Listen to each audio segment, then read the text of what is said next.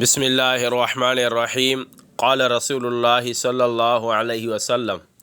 من غسل یوم الجمعۃ واغتسل وبکر وابتکر ومشى ولم يركب ودنا من الامام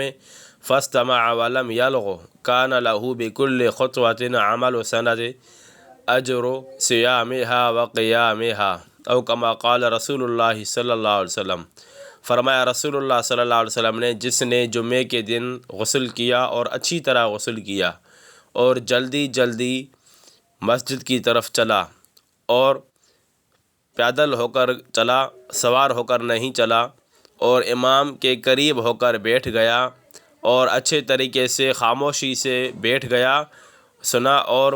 کوئی لغو بات نہیں کی، تو اس کے لیے ہر ایک قدم پر 1 سال کے روزوں کا اجر اور 1 سال کے رات کے عبادت کا ثواب اس کے نامہ اعمال میں لکھا جائے گا۔ اس حدیث مبارکہ میں کچھ باتیں بتائی گئی ہیں کہ جمعے کے دن اچھی طریقے سے غسل کرے، جلدی جلدی مسجد کی طرف چلے، پیدل جائے، سوار ہو کر نہیں جائے، اور امام کے قریب ہو کر بیٹھے